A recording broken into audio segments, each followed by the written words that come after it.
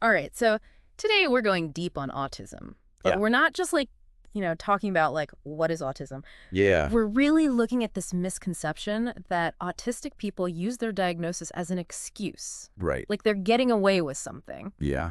And we've got all kinds of stuff to look at today, articles and blog posts, even a whole myth-busting series. Yeah. This should be really interesting, I think. Yeah, I think so too. I mean, the goal here is to help people see autism not as a label, Right.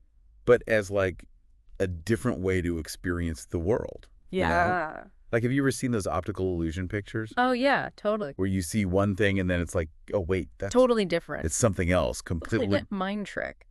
That's what we're going for today. I love that. Yeah. So this source, Cheap ABA, they say this right away, and I bet a lot of people have heard this. Okay. Have you ever heard someone say, oh, they're just using their autism as an excuse? Oh, yeah. Ugh, come on. All the time. Makes me cringe every time. It's so frustrating. It is so frustrating. Like, we just don't get it, Yeah. you know? Have you run into that? Oh, yeah, definitely. Like, it's so easy to jump to conclusions, when we don't understand something. Totally. You see someone struggling with something, you're like, well, just try harder. Right. But what if their brain is working totally different? Yeah, it's like judging a fish for not climbing a tree. Exactly. Right. And that's why it's so important to understand, what autism is. So excuse versus explanation. Right. Okay. One of the biggest things is sensory overload. I've read about that. Okay, so imagine walking into a room that's super crowded and loud, Okay. bright lights flashing. Yeah. Most people, it's a bit much, but you can handle it. Yeah. But for someone with autism, it's like every sound is 10 times louder, every light is blinding every touch like sandpaper.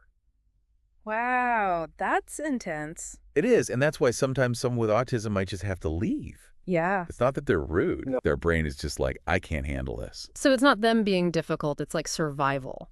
Exactly. Right. And this is just one example. There's Yeah. so much more like social anxiety or understanding body language. Uh-huh. All these things can lead to misunderstandings if we just don't have empathy. Okay, so empathy. Yeah, empathy's huge. How do we shift our thinking? Well, the first step is just recognizing that someone might experience the world differently. Okay. That doesn't mean their experiences are less real. Right. You got to step outside of your own head and try to see their point of view. It's like we're all wired a little different. Yeah, Some of us just have more interesting wiring diagrams, I like that. right? And sometimes those differences can lead to amazing strengths. Yeah, okay. I'm hooked. Yeah. Tell me more. But before we do, I just want to remind listeners that this is part 1 Okay. of our deep dive on autism. Right. We're going to explore a lot more, so stay tuned. Looking forward to it. So those strengths. Yeah. Yeah, some research actually suggests that autistic individuals might be like super good at focusing on details and patterns. Okay. You know those artists that can just like draw photorealistic stuff? Oh, yeah. Or musicians who hear a song once and then play it perfectly? Right. Amazing. Be like that.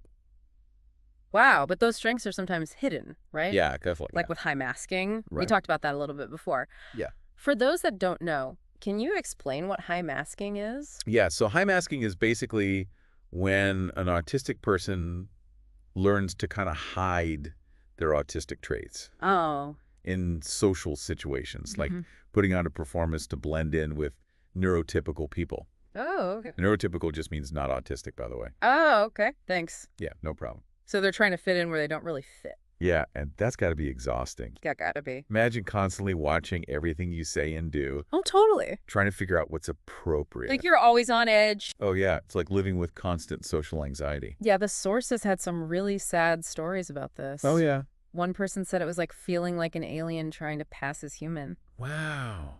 Yeah, and what's really sad is that a lot of times people aren't diagnosed until they're adults Really? or ever because they're so good at hiding it. So they're struggling and no one even knows. Exactly, and it can be so isolating. Right, because they seem fine. Right. So people don't get why they're struggling.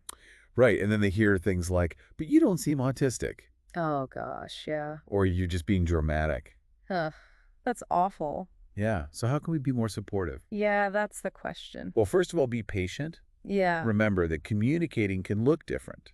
Oh, okay. Some autistic people might prefer writing instead of talking, Oh, okay. or they might need more time to process things. Okay. Exactly. We got to meet people where they are, Not try to change them. right? And also be mindful of their senses. Like if you're going somewhere crowded or loud, Yeah. check in with your friend first. Okay. Maybe find a quiet spot or bring noise-canceling headphones. Little things can make a big difference. Absolutely. And the sources also talk about how important listening is. Right. Really listening to what autistic people are telling us. They're the experts on their own experience. Exactly. We need to learn from them. Right. Challenge our own assumptions. Yeah, create spaces where they feel safe and accepted. And valued Yeah, for who they are. this is great stuff. It is. Allyship is a journey, right? It is. It's not about being perfect. It's about being open to learning. Always learning. There are so many resources out there Okay. that can help you be a better ally. So we've talked about a lot. We have. Understanding autism, it's not just about the facts. No. It's about changing how we see things. Yeah. Challenging those stereotypes. Empathy over judgment. Exactly. Okay, so last part of our deep dive, Okay. we'll talk about how to take all this and actually do something with it. Sounds good. Stay with us. So we've learned a lot about autism. Yeah, a lot to unpack. But how do we, actually make a difference? Yeah, good question. What can we do with all this? Well, one of the most powerful things is just speaking up, you know? Okay. When you hear those harmful stereotypes. Like the excuse thing. Exactly, like when someone says, oh, they're just using autism as an excuse. Right. Don't be afraid to say something. Be an advocate. Yeah, for autistic individuals, but also for a more inclusive society in general. Makes sense. And advocacy doesn't have to be this huge thing. No, not at all. It can be small stuff. Right, like learning more about autism yourself Okay. from good sources, Well- or correcting someone when they use the wrong words. Like outdated terms. Exactly. One of the sources said, sharing your knowledge is like planting seeds of understanding.